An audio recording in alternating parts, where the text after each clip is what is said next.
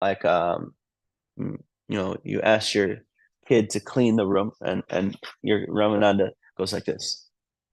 He rolls his eyes. So you might understand something about what's going on in his head. Or somebody says, did you buy the milk? And you go like that. There's a gesture. So no verbal thing is spoken. And then Shabda is the words of some kind of reliable authority. So Shabda doesn't mean like sound, like just like a cow is moving, but some type of intelligible sound that's conveying something. Um, and so these are different ways we understand evidence. Let's go back to 1 second. So here we see pratyaksha. Pratya means near, and then aksha means eyes. So when our senses come in contact, it's not just your eyes see something. Like you could be sitting in this class and not paying any attention to what's going on, and you won't hear anything. Therefore, Arjuna is being constantly encouraged by Krishna. Just here, it's many times in Bhagavad Gita, Krishna is telling Arjuna here. He's sitting there right in front of him, but he's encouraging this attention that is there. You could be sitting in Divya's restaurant, and there's all kinds of conversations going on.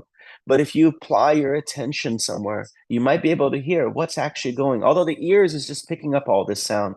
So attention and the senses contact the object, but it's the attention that actually creates that connection, and then some kind of knowledge is received. Just like we're learning Ayurveda, when you eat, don't just shovel food down your throat.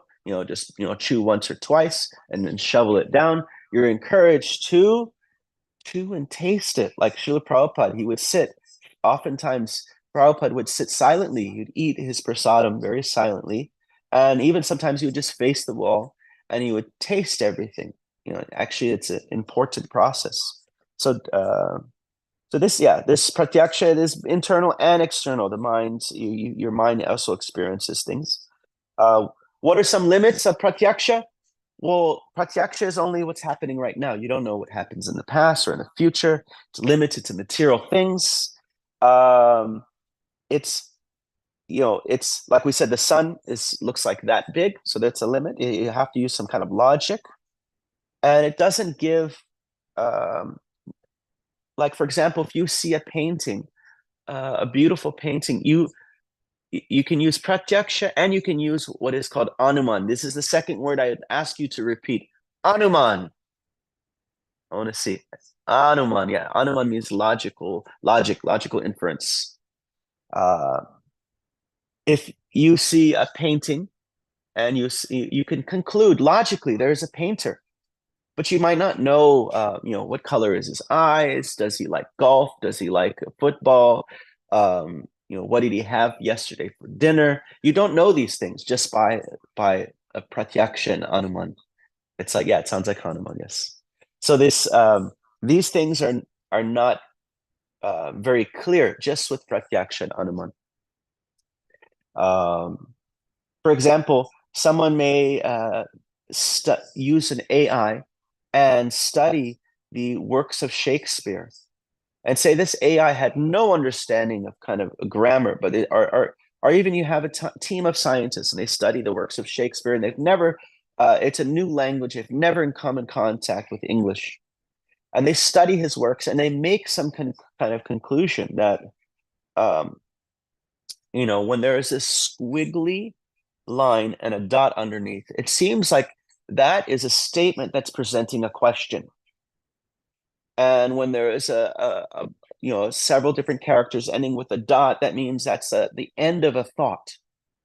And so the AI will be able to, or the team of investigators will be able to take out a conclusion that they'll be able to derive an understanding of grammar. But by understanding all these parts, like someone like a scientist may take apart and understand various elements of this creation. And because they know so much about those different elements, somehow that leads them to the understanding that there's nothing beyond the creation, or there is no intelligence beyond creation. It is similar to saying, we understand the structure of this grammar, therefore there was no writer. Because we know, we can tell you what the squiggly line with the dot means. We can tell you what the dot means. We can tell you what the quotation marks means. But it's not very conclusive. So pratyaksha praman. So Anuman, here we got Anuman. This is the logic.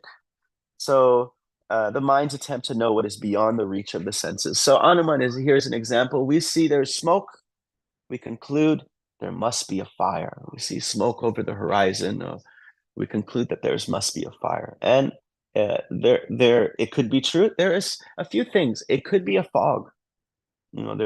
Or it could be that there was a fire, but now the fire is out. Or if you go to Universal Studios and you'll see, it looks like it's a fire, but it's not a fire. I saw a fantastic play at the temple in Los Angeles, and it was the story of Daksha. And Sati, my God, she looked like she was on fire. They bought some Hollywood effects equipment, and she looked like she was on fire. Then they had this great part where they, had the fight scene, and they chopped off Daksha's head and threw his head into the crowd. It was really great. But the fire look, it had a kind of realistic look. It was just, I get some things that some kind of plastic that it's see through and it looks like flames, and you have some wind, or sometimes you have even fireplaces in the homes that are just facades, and they even have fake fire. They look may if they're done well, they may even look like real fire. So the mind's attempt to know what is beyond the reach of senses. And so this is based on like a generalization of things that you've seen. For example, say you first see a man and he's a cook. You may illogically conclude that, okay, then that means all men are cooks. So it's a generalization that comes by certain interactions. Okay. And so Prabhupada is saying that we have to use our logic. Don't follow blindly. What verse of Bhagavad Gita expresses this?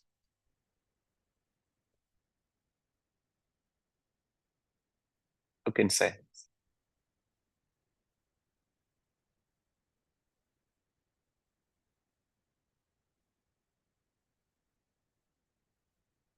What Bhagavad Gita verse expresses this? Don't follow blindly. Tad vidi pranipatena pariprashtena sevaya upadakshanti te jnanam jnaninas tattvadarshana. And so Prabhupada says in the purport, he says, blind following and absurd inquiries are condemned, which means both blind faith and blind doubt. What is blind faith? As you heard me say before, blind faith is having an answer but rejecting questions. And what is blind doubt? Blind doubt is having questions but rejecting answers. You're just kind of putting up forward absurd inquiries where you're not seeking an answer. And so don't follow blindly. Following blindly, something is not good. That will not stay. One should take everything with logic. For the servants of God, they put everything put forth with logic. And then he says, actually, this Caitanya Dara Katha Karaha Vichar. Actually, you should apply all your logic and argument to the philosophy of Lord Chaitanya, and you will find yourself actually fully inspired. Prabhupada said, you come with sentiment, you leave with sentiment. If it is just some kind of emotional attachment, you should have some kind of this anuman, this logical inference. And here we have an example there.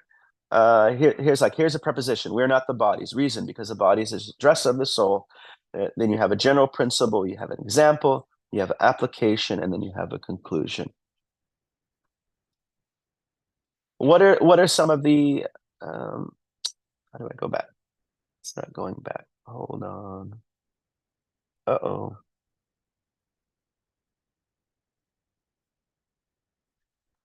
What are some of the limits of Anuman? It is similar to Pratyaksha. What are the limits of the human experience? Who can share? There's Brahma. What does Brahma mean? It means a tendency to be illusioned.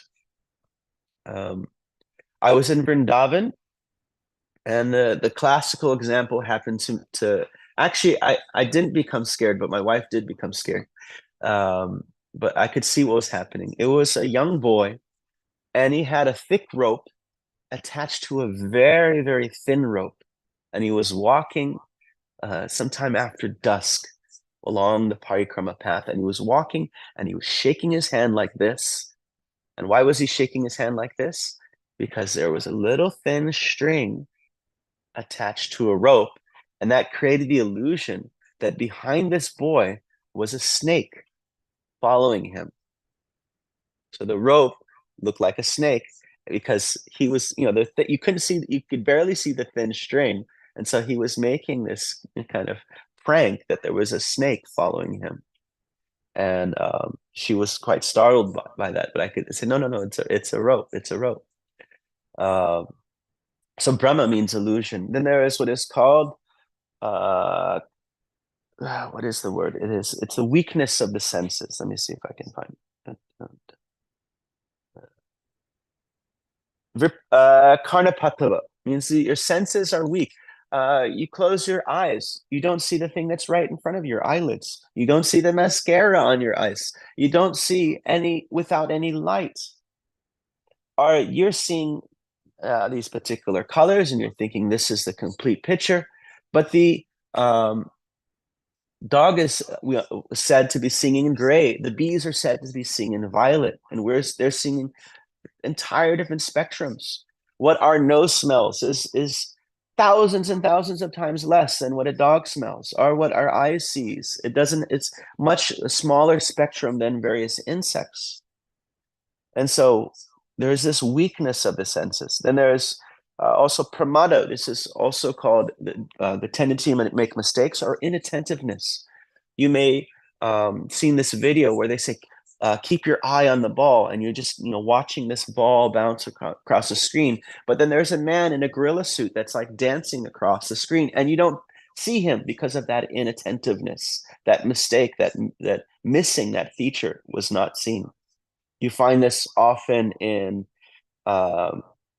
when they study like in crime, who saw what. Like say there was there was 10 people that were there when the crime happened, and everybody, almost everybody, barely has the same even understanding of what happened, because of, as we said, only if you apply your attention to the senses really is knowledge created. And then vipralipsa. This is actually the desire to deceive others. We may present ourselves as some kind of authority. For example, in modern science, they'll say life comes from chemicals. There was chemical reaction and chemical reaction, and then they mixed together, and then all of a sudden it started to become autonomous and making other kind of chemical reactions. Yet no one has ever proved it at all in any sense. For example, you can take a living of course, in the past, they thought a cell was a very, very simple kind of structure. But as you go now, they'll say that actually cells are like massive, massive cities of great, great um, sophistication. So you take a single-celled organism, put it in a test tube, and then you take a little tiny needle and you murder that cell.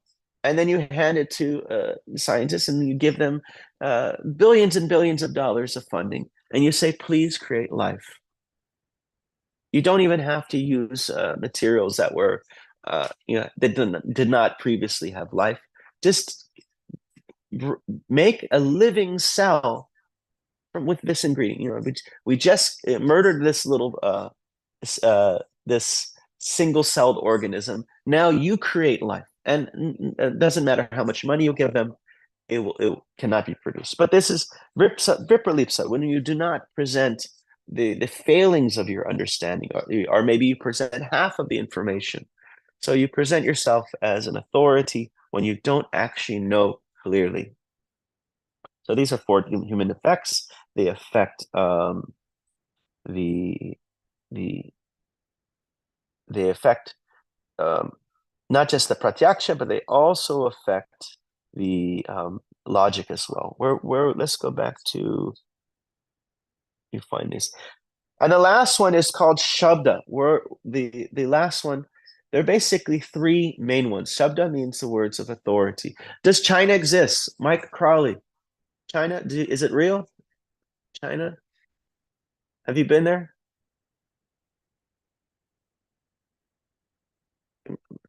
I would have to say China exists because I've heard it What? from good authority. Good authority. All right. Yes, yes. And there's a lot of there's logic, there's some pratyaksha that follows, but Inference. but definitely not by just logic and pratyaksha would you have any understanding that that China exists. You would have to understand through some kind of testimony. Let's look at these. So you basically 1, 2, and 10 are the main ones, and all the other can boil down into those three. So Arsha, which category would Arsha boil down to? You can say. You can unmute yourself and just say it. 10. Okay, yes. It is a type of testimony. Upamana, analogy. Analogy is now analogy is what? What does it boil down to? And I can't hear you unless you unmute. And there's always a little I would say logical inference. It boils down logical. to. Yes, yes, yes. Artapati, something is yeah, that's again probably very clear case of logic. You know, the guy's chubby. Abhav, the horse carriage without a horse. Which one is that?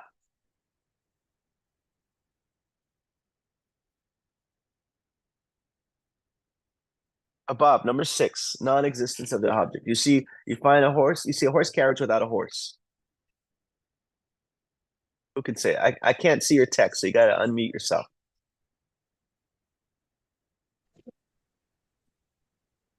Logical inference? It follows logical inference, but it starts with pratyaksha. You don't know a horse carriage needs a horse unless you first seen it with a horse. So it's that knowledge is first led with pratyaksha. Sambhav is logic. Aititya is tradition. How about cheshta, gesture? Someone says, did you buy the milk? No. What's that? Which one is that? Gesture. Protection. Now, if an alien saw this, would he know what it means? Or, for example, here, if you're not born in India, if you saw me do this, what would you think?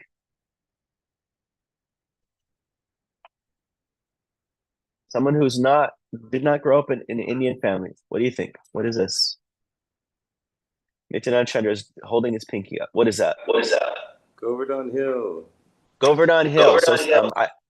So I took my friend Guruji yesterday. He said Govardhan Hill, or Austin Powers, or what else was the other one? He said, are some kind. What tea? Tea, yeah, tea, something like that. Now, how about if those who are grow up in Indian families? If Nityananda Chandra does this, what does this mean?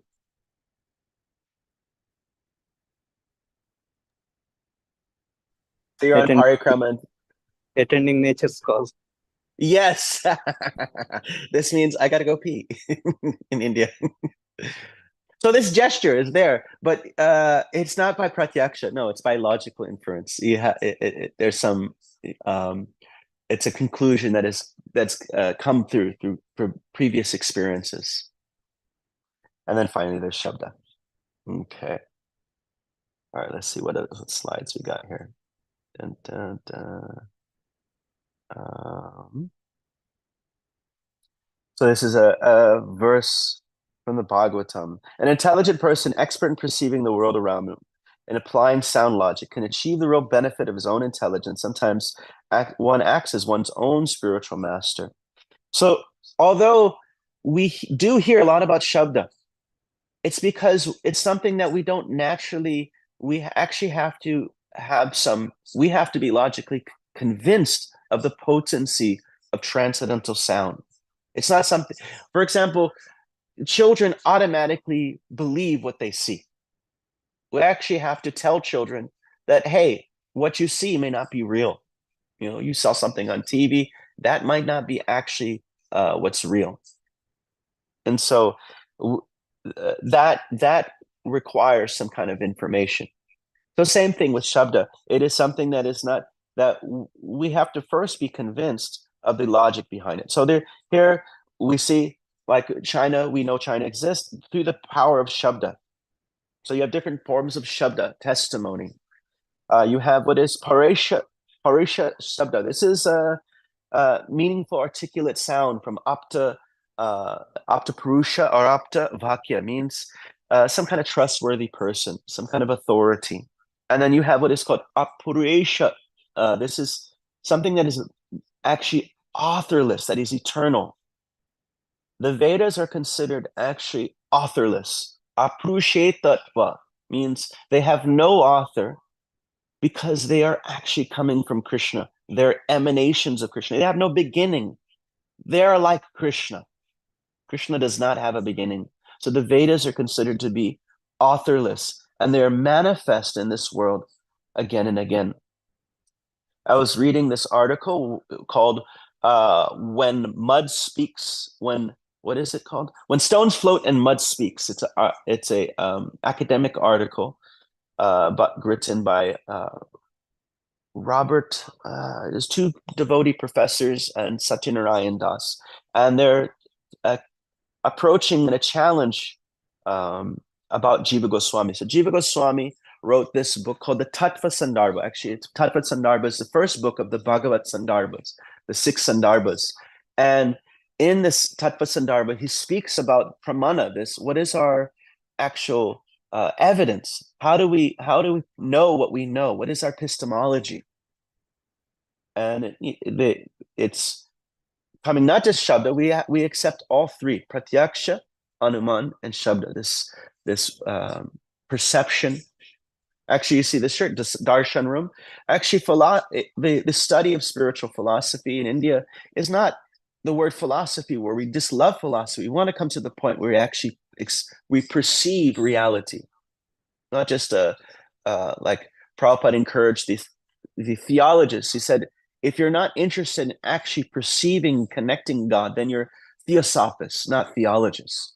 It means you actually want to understand and know and connect, rather than just the love of the search itself. Like I like the excitement of using my brain to search about God. So let's see. So Apuresha Sabda means the Vedas have no origin. They're actually coming eternally as a part of Krishna, like his aura. They're always with him, and they're manifest in this world. And so in this paper, they address, there was one personality named Sushila Kumardhe, it's the same last name as Prabhupada's family.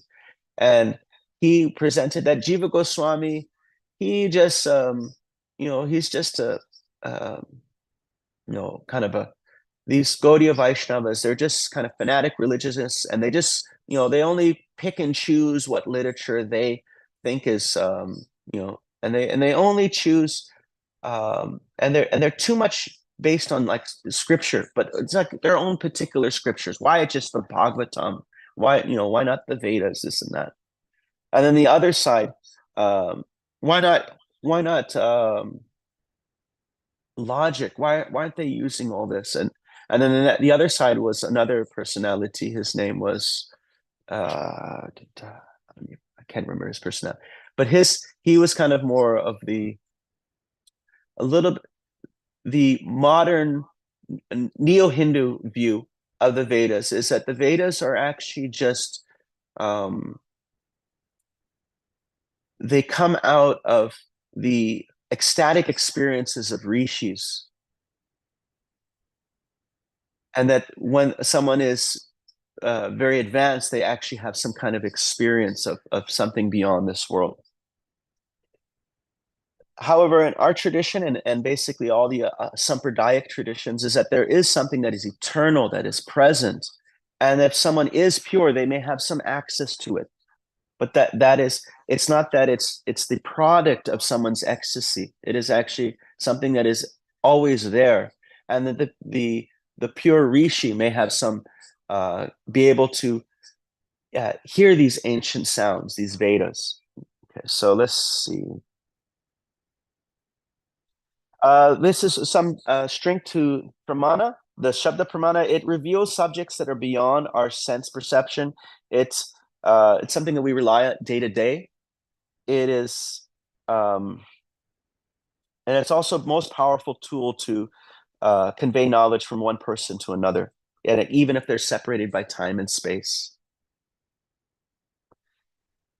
Okay, so the Vedas are passed down. You have from Krishna to Brahma to Narada, then Dvaipavayana Vyas.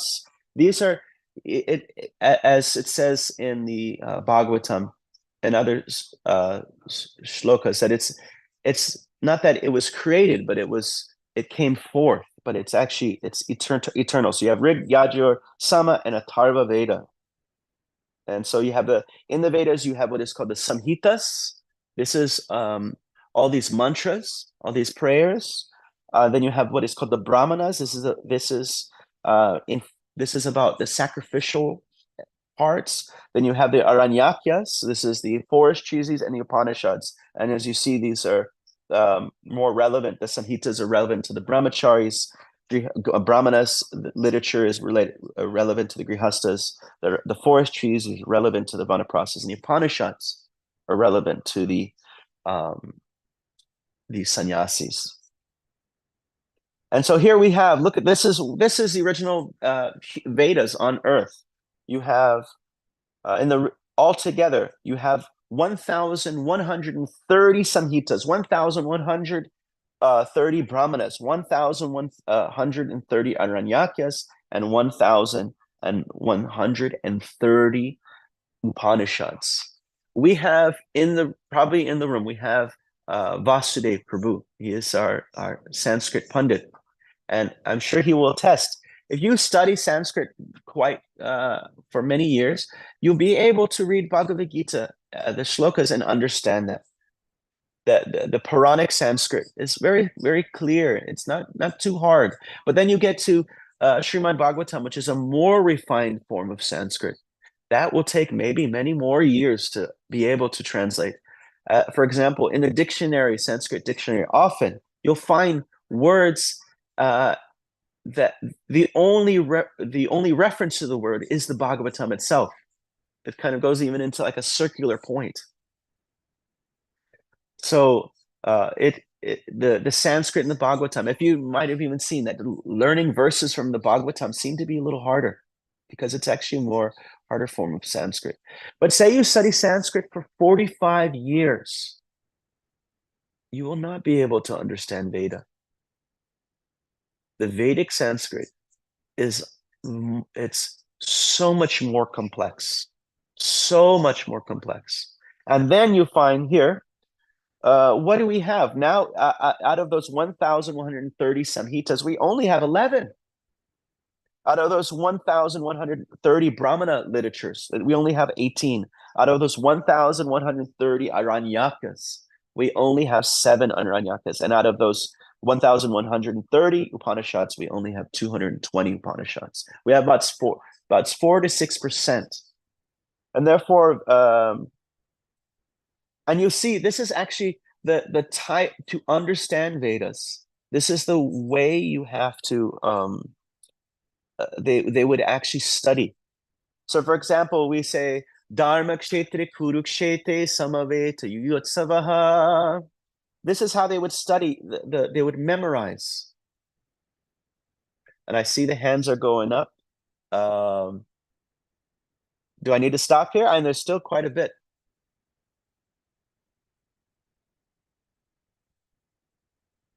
So they would say the first word, then the second word. This is number 4. First word, second word, second word, first word, second word, third word, second word, third word, fourth word, third word, fourth word. That's how they would study these shlokas. They would understand thousands of shlokas backwards and forwards and in crazy kind of iterations of memorization. It's like if you could memorize everyone's at the festival at the Bhakti Center, if you knew everyone's password and all their websites, and you could recite it backwards and forwards and halfway forwards and then halfway backwards. If you could do that for everyone who came to the festival and you knew all their passwords, that's the type of hardcore learning that these brahmanas would do. Therefore, the Vedas are inaccessible. But how are the Vedas meant to be understood? They're understood. This is and what I'm presenting is Jiva Goswami's Tattva Sandarbha. He said that actually Vedas can be understood through the Puranas, the Shrutis, and the Smriti literature, the Itihasas and the Puranas. And then what is the best form of Purana? Srimad Bhagavatam. Just to conclude here, we have what is called deductive reasoning. We present a theory, and then we see if it makes sense. Inductive reasoning is we look at this world and we come up with a theory. So our philosophy is we present a theory. If it's logical, we get presented an intelligent theory, then we can apply it and then see what does it do for us. Is it actually, are we getting pratyaksha vagamam dharmyam? Are we actually experiencing something by the application of that theory? So why don't we leave some time for Q&A for the afterglow? Someone want to share something right now? Hare Krishna. Hare Krishna. I think there's only about 2 minutes, but it's a wonderful presentation. Thank you so much. We remember that Prabhupada was saying, and Bhagavad Gita said, Vedanta Veda Veda, that Krishna, we heard to glorify Krishna, that Krishna is the goal of the Vedas, and that Bhaktyamam Avajanati, that Krishna is revealed. He reveals himself when we serve him with love. And therefore, the gopis were not great scholars memorizing verses or anything, but they loved Krishna, and Krishna directly appeared to them, and they experienced him. And so if we offer something with love, Krishna will show himself to us, and all our endeavor to understand something will be perfect. How wonderful is Krishna? Hare Krishna. Yes, as Krishna says, Tejam Sakata Yuktanam, you engage in devotional service. The Dhammi Buddhi Yogam Tam. I give you intelligence to understand me. Yes. He's in our heart. Prabhu, day after for afterglow. Okay. All right? Hare Krishna.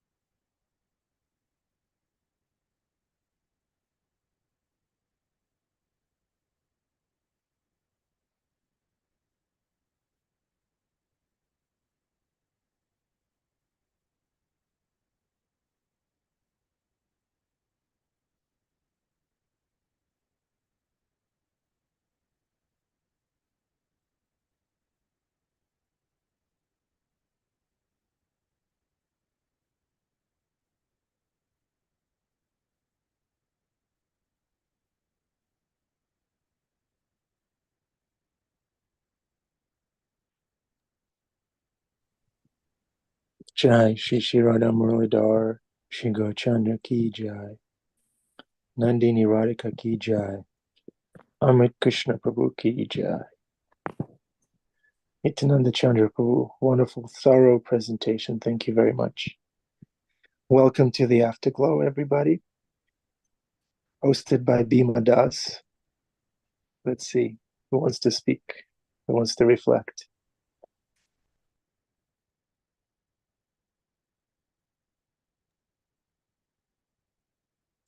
Hare Krishna. Okay. I don't have a question, but I do have a reflection on Nityananda's classes, and I just wanted to say I really appreciate everybody is a different, teacher, speaker, and I feel like when he goes on, I feel like I need to be more accountable for what I'm learning, and I so appreciate that because we could attend class every day, but maybe become a little complacent that we're just going to hear and not do. And I feel like I got to go to work now and kind of like not work and study instead. So I really appreciate his classes.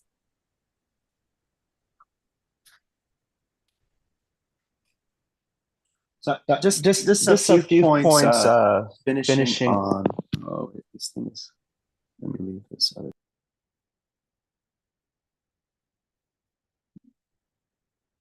Hold it. Nitai-chan, hold it. You muted both of your devices. Okay. We want to learn about Japan. What's the most effective method? Something that's beyond our senses. We're going to have to find some shabda. But shabda shouldn't be just blindly accepted. We find something that is reasonable. So if I want to learn about Japan, I can't use my pratyaksha. I can't get on the top of the roof of my building with a telescope and figure out where's Japan. I can't make logical inferences like people in America love potatoes and people in Japan are not in America, so they must hate potatoes. This is just I'm just living in a little box of ideas. And that's what would you call, someone would say, no, if I say people in Japan love potatoes because I love potatoes, another person says, no, you're potato-pomorphizing Japanese people. They hate potatoes. And then they come up with the opposite conclusion. Someone says you're saying God's a person because you're a person. The other one says God is not a person because it has to be the opposite of what you're presenting. But in either case, you're living in a little tiny box of ideas that are not getting information from the actual source. So if I get information that's coming from Japan, I have to say, okay, if supposedly it's coming from Japan, but I see this giant lizard knocking down buildings, breathing blue fire, then I wait, is there some reason to this? Is it any kind of logic? It could be what is called translogical, means it's reasonable, but if we understand the principles of things beyond this world have that are beyond particular limitations, but there is still some type of reason that is there, some anuman. It's not completely rejecting the sense of reason. Yeah, it's Godzilla. And so we understand that might not be Japan. So for example, shabda alone, we don't just blindly accept, okay, God says, this scripture says, this says it's the only way, the other scripture says it's the only way, the next scripture says it's the only way, the next scripture says it's the only way. First we see, does it make sense? And we can also, pratyaksha, we can see the application in others. How has it affected them? And then when we become a little bit of shraddha, Prabhupada translated this word often very gently. He didn't say belief or faith often. It's rather just some interest, some positive curiosity, to the point where you then apply the experiment. And then by applying the experiment, by applying devotional service, then by the purification, by what it does to you, you get what is called nishta, or actual faith. So we apply all these things. We apply shabda. We apply. Actually, pratyaksha is no different from shabda in its perfect state. If you go back to Goloka, Vrindavan, and you see Krishna, you don't have to doubt. You're seeing him directly. Or if you experience Krishna as the joy of Krishna in the performance of kirtan at the Bhakti Center, you don't have to question, is this real? It's something you're experiencing. Just like if you eat food and you experience taste, nourishment, and your hunger going away, it happens automatically without a type of blind acceptance. It's something that is directly perceived. Pratyaksha dharmyam.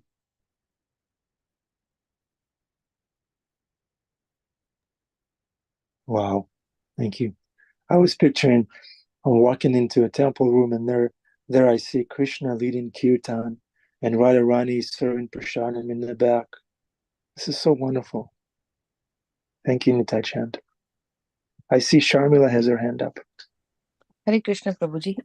Thank you very much for the class. A lot of good information and lots to digest as well. Is it possible to share today's slides somehow, like just so that we can review? Yeah, thank you so much. We have a WhatsApp, isn't it? We could just share it there. Okay, The WhatsApp wonderful. chat. Thank you. Thank you very much, Prabhuji. Thank you. Okay, Bhima Prabhu has his hand up. Or maybe that's from before. We don't know.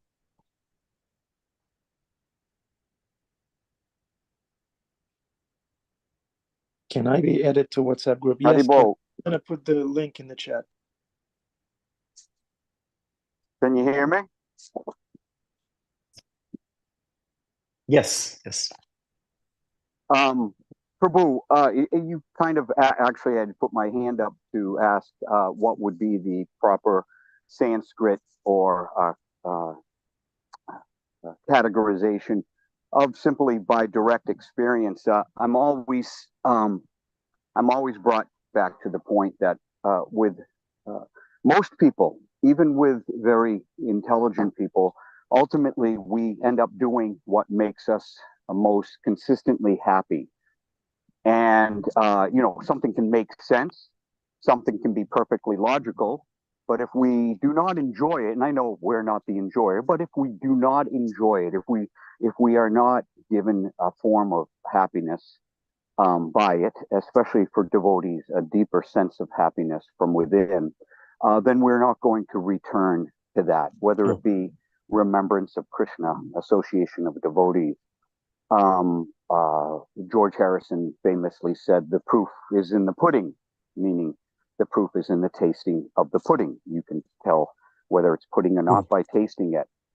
So I just like to relay that we always should ask ourselves as devotees, aspiring bhaktas, when we do something, when I come from Massachusetts, a beautiful landscape, et cetera, and then I'm driving into New York City, without a doubt, I always have trepidation. I do not like the city. I don't resonate with that, with the modes in the city. But I do it. And then when I get there, I am in the association of devotees, which I do not have in the wonderful landscape that I'm in. I do not have association. And what happens is that the city, I was telling Domi the other day, I go, it's like the city disappears. The city actually disappears. Yesterday with Maharaj and the celebration at the temple, everything that was troublesome to me about having to make the trip and get down there and haul stuff around, and all of it disappeared because I was in the association of devotees. And, going out, we went to Divya's, we went to do a tour, we met Radhanath Maharaj, et cetera, and just the joy and the happiness that brought made the city, the negative aspect, all disappear. And so once again, what is that thing that, how does one describe, that in the way in which you were categorizing? So that was that term that we just used, that pratyaksha. Prabhupada quotes Yoga Sutras in, I think, chapter 6 of Bhagavad Gita, that this is experienced by the spiritual senses. So spiritual senses means the spiritual senses of perception, and also the senses of the mind. So just like your hand, if you have a glove, the glove has fingers because your hand has fingers. So your body has senses because your soul has senses. And so there's transcendental or spiritual senses. And so that word pratyaksha is applied there. It doesn't just mean what you see with your eyes, but it's also the experience you have in connecting to Krishna. So Krishna in the 9th chapter Bhagavad Gita, he says, this is the perfection of religion because it gives you direct perception by realization. Pratyaksha vagamam dharmyam susukam kartamavyam. And it's joyfully performed. So it's something that is experienced directly. And then in the 11th canto, we mentioned that it says, bhakti pareshanu bhava vraktir anyatta chaishachika eka kala tushti pushti shutpaya prapadyamanasa atatatashnush tushti pushti shutpaya anugasham. Just like when you eat food, you don't have to blindly accept it. It just happens. If you go through the process of eating food, 3 things happen. You get taste, you get energy, you get nourishment, and something happens to your hunger. It goes away. So similarly, if you connect with Krishna with love, then you will taste the pleasure of that connection. You will experience an awareness, a pareshu anubhav, a type of awareness of Krishna that is inspiring, like nourishment. You'll get energy from it because you'll begin to see Krishna everywhere. And then the real proof of the pudding of if someone is progressing in their spiritual life is that they develop virakti, or their hunger for material life starts to go away. If someone says, take these psychedelic mushrooms, it gives you direct experience of God, what is the actual challenge to that presentation? Is, well, how many times have someone taken psychedelic mushrooms? Have they actually lost hunger for this material world? Have they become detached from seeing themselves as the center of enjoyment? Have they become detached from different type of indulgences? Generally not. But when you see that those sadhus who are connecting with Krishna, they're becoming more and more detached, and even oneself is becoming more, one can directly see their progress and their detachment from all kinds of temporary material pleasures and becoming more satiated within. So that is called pratyaksha, directly perceived. With each successive bite.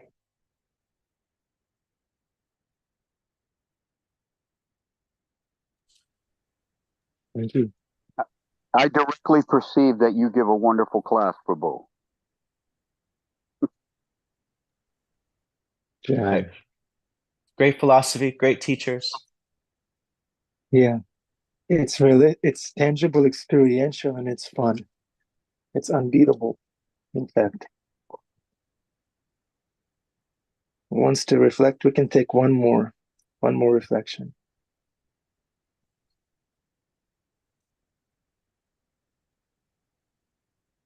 I have a question. Angel? Yeah. Prabhu, you're very engaging. These slides are very colorful, and you get very enchanting with your movement. You get very engaging with your voice. You have lots of narration and how you're saying things. So you keep me at least engaged. But some of us are deficient in attention, and I was wondering what you might say to us who drift off when people are talking, or just don't necessarily have this fondness for paying attention. What might you share with us? Yeah, and my personal experience with my teacher is it is a type of practice. I remember being in Houston, and Prahladananda Swami, was giving class, and then he stopped the class and he said, "Okay, what did I just say?" And then we're like, "Wait, I thought we're good. I thought we're good people. We're sitting here and our eyes are open. Isn't that good enough?" Look, wait a minute. I have to actually pay attention to what's going on here. I thought I just had to keep my eyes open. And just, and it was like you know, of course, everybody is going to have different capabilities and capacities, but it is going to be an exercise. And if I felt like it was like one of those cars that you go like I was like, wait a minute, I have to use my brain in this thing. This is a little, and it was like starting this car. And he would do that oftentimes. He would read a verse and he said, "Okay, what was the verse I just read?" We're all sitting in a Bhagavad Gita or Bhagavatam class, and then the speaker closes the book and asks, "Hey, what was the verse I just read?" And everybody's like, what? I have no idea. And so part of hearing is actually memory. Like if the teacher says, can you bring me a glass of water? And you come back with a pen, and he'll say, you haven't heard me. So hearing actually means this type of, as we said, shravanam, kirtanam, hearing and chanting. What follows hearing and chanting is Vishnu Smarana, memory. So it is a type of exercise that we have to do. And that, just like you do any kind of exercise in the beginning, it's a bit painful. We're not used to, what do we sit in front of a TV? There is no type of exercise that's happening in our brain. It's like we're almost brain dead. So when we're asked to exercise our brain, it becomes quite a challenge. For example, you have Dr. Ravi Gupta, Radhikaraman Prabhu. He is the devotee who he studied Bhagavatam in his home school at the temple, and he started college at 11, and he attributed all the ability to start college at 11, graduate valedictorian of Boise State at 17, and then become the youngest PhD in Oxford University at 22 in theology and Sanskrit, because of the type of critical thinking and the type of awareness and brain challenging exercise that the Bhagavatam gave him. And so one might think, okay, well, he's a Gurukul, he's an Indian kid, they're always smart, maybe it's just that. But basically, anybody who was at that Boise temple, anyone who entered that kind of homeschool program, the neighbors' kids, him and his brother, they started college at 11 and 12. The neighbors' kids, 11 and 12. And then my friend, when I was a brahmachari at the Brooklyn Temple in 2001, there's a devotee, and we were brahmacharis together, and his sister at one point invited him to come to Boise because she wanted to convert him to Christianity. She was a hardcore fanatic Christian. And then so he went to Boise. He understood what was going on. He met with her. He said, okay, let's have a debate. Whoever loses the debate loses their religion. And then she went from fanatic Christian to fanatic Hare Krishna. And all of her kids started to go to the temple, and they all became very nice devotees. Her son's like a second initiated devotee. And her son, I would say, is kind of more like a sports kind of guy, it seemed like more like a jock kid. But in that same environment, this kid started college at 14 and graduated very early. And he also succeeded, even though it didn't seem like that was his. And so the kind of practices that we find in the Bhagavatam and in temples where we try to pay attention, we engage in very thoughtful discussions, those can make our abilities more active. The ability to pay attention, ability to like when we eat, even just not just shoveling food down our throat, but actually try to taste everything, and then we'll find we'll be more healthy, we'll digest much better. Thank you, Nityananda, Chandra Prabhu. Yeah, we all have different talents. If you think you're smart and you're only 12, start college immediately. Engage that in Krishna consciousness. But don't get discouraged if you aren't. So don't worry, Bhima Prabhu. But wherever you are, it says practice it. Practice asking yourself, when you read a book, close the book. What did I just read? Yeah. When you read, there's three things you can do. You can close the book, ask yourself what you just read. You can also, Prabhupada describes in Krishna book how the gopis made a deity of goddess Caitanya out of mud. And he said, you can make a deity of different material elements, mud, stone. He said, and also imagination, meaning when you're reading these books, picture. If there is any kind of visual element to what you're reading, picture it in your head. And then the third one is being like in a prayerful mood. But number one and number two is like, ask yourself, what did I just read? And you can always tell somebody too. When you read something, say, hey, I just read this. That's when things start to, that helps our memory. And it helps the process of retaining memory.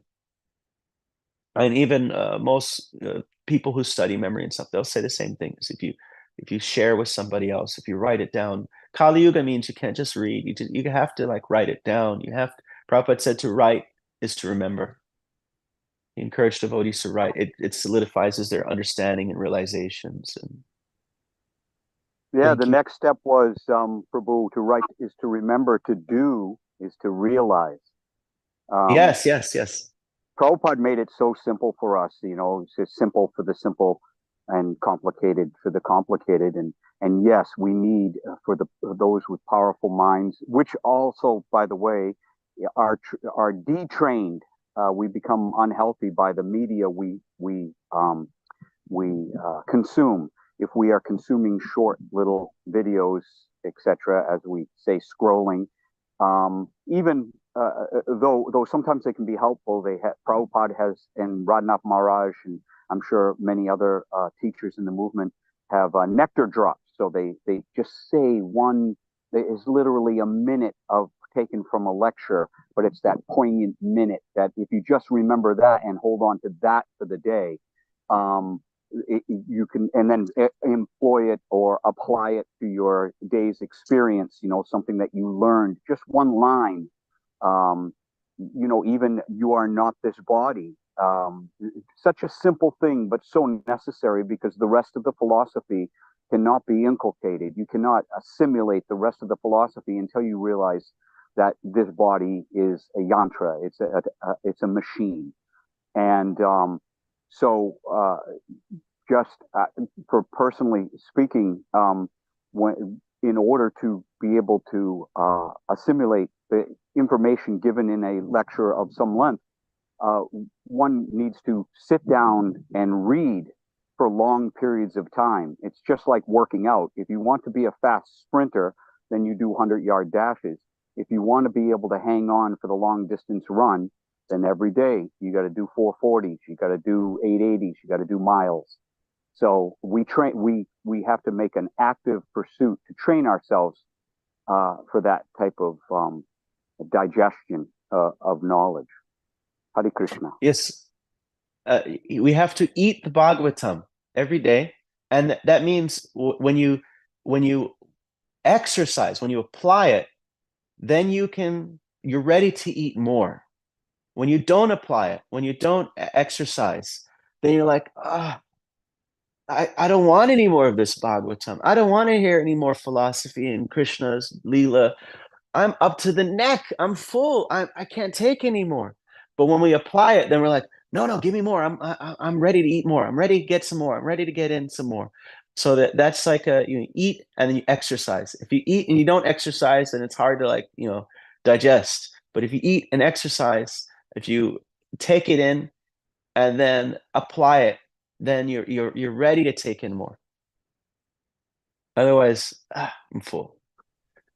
Yeah, I was gonna say real quick, when we take up some responsibility in Lord Chaitanya's movement, we can take some austerity for the sake of helping other people to get access to bhakti, or we take some sort of responsibility for Srila Prabhupada's movement. Then when we come to class, it becomes very real. It speaks to us because we have challenges that we have to go through. We have problems to solve in bhakti.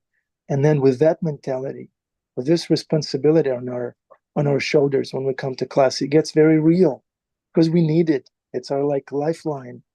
Okay, I'm going to put all my eggs in the Krishna consciousness basket, and then I come to class, and it's very real because I can lose things if I don't apply Krishna consciousness properly. I can screw up. And then when I come to class with that mentality, it all speaks to me. And then if I just avoid responsibility, I'm not doing anything, I'm too fallen to do anything in bhakti, I come to class, it's just a bunch of theory. It's just a bunch of flowery quotes. Then it doesn't latch on to where we are in life. So taking responsibility in bhakti makes you a very attentive listener. Take a mortgage for Krishna, take out a loan for Krishna, and then come to class and see how real it will become for you. And then this real full contact responsibility taken up for Krishna, then everything becomes very real. Every single line of the Bhagavatam, every single instruction of the Guru, it gets very real. Or, I don't know, try applying that in the relationship that you have. Then it becomes very real. You'll be very attentive naturally. Just to add to what Nityananda has wonderfully described about what did I just say and other things. Hope this helps. So with this, it's 8:30. Nityananda, thank you very much. We took Srimad Bhagavatam for breakfast. 1.5 hours of Srimad Bhagavatam for breakfast. Wonderful diet. Hare Krishna, we love you. We need you. Come again tomorrow. Hare Krishna. Take care.